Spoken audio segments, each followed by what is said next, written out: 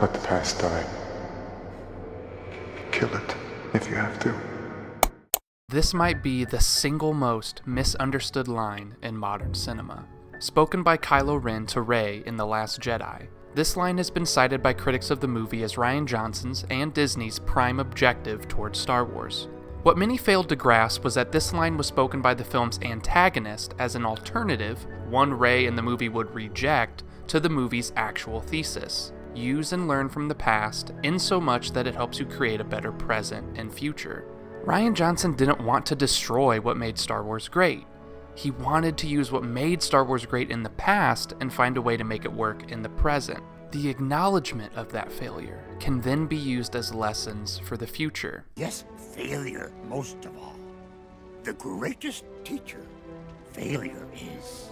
A movie that wants to destroy the legacy of Star Wars wouldn't end with Luke Skywalker taking on an entire First Order fleet by himself, as a literal projection of hope for the New Republic, appearing as a younger version of himself, a version that existed in the minds and memories of the rebellion.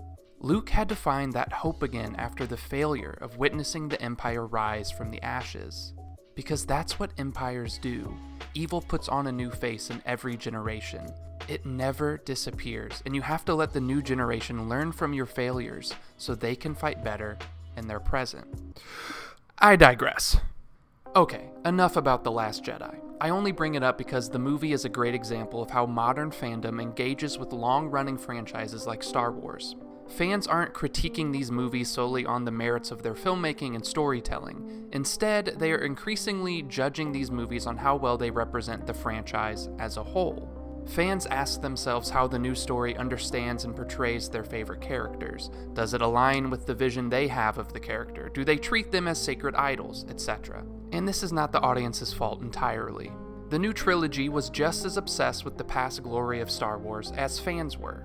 From rehashed story beats to meta themes, the Disney Star Wars is like Rey digging for relics in the sand. So of course Star Wars fans couldn't help but compare this new trilogy to the original. They were being reminded of it constantly, which is precisely why I think Andor is taking Star Wars in the right direction. If you want to recapture what made Star Wars great originally, then Disney's instinct to look backward and recreate the feelings of the first movie weren't wrong, but maybe they didn't go far back enough. Let me explain.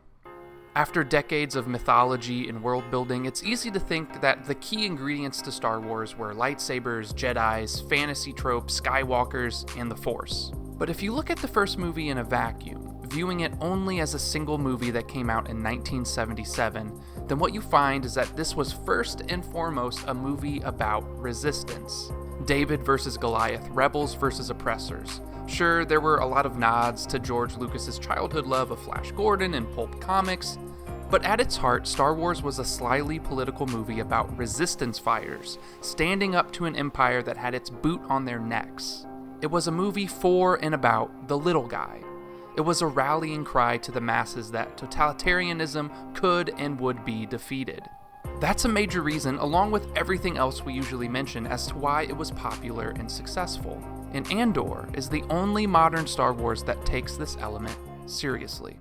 Unlike the sequel trilogy, the Skywalker name does not hover over every frame in Andor waiting to be addressed. The characters are new and unbothered by legacy. They are gloriously pedestrian. Remember, that's how every character in A New Hope felt to the original audience. They were new characters with zero baggage or expectation attached to them.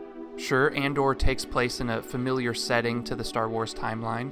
Palpatine is name-dropped quite a few times, and the visual iconography of stormtroopers and various spaceships are ubiquitous, but they exist on the periphery. No thunder is stolen. Andor's themes, rather than self-reflexively interrogating what Star Wars is as an idea or exploring the Skywalker legacy, focus on the moral complicity of living in a totalitarian empire in the lives of the proletariat class. That was a mouthful. Parentage or lineage does not matter here. Sure, it's a show about identity just as much as other Star Wars stories are, but the idea of identity is focused less on the self-actualization of a hero's journey and more on how one's self relates to the larger society.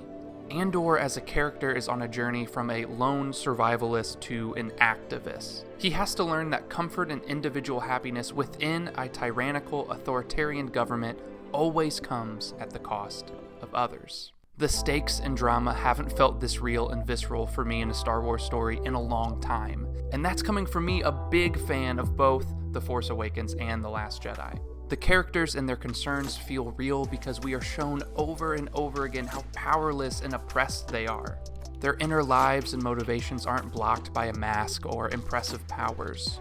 We witness their sacrifices and the subsequent consequences, which is precisely how you write characters worth cheering for. Andor demonstrates that to expand the Star Wars universe, you don't need to give more people the last name Skywalker, but rather shrink the scope down to an often overlooked perspective in the universe: the boots on the ground rebel fighters. Star Wars has been stuck eating its own tail since 2012, when Disney purchased it. They've gone through numerous directors, writers, and mediums to varying degrees of success and failure.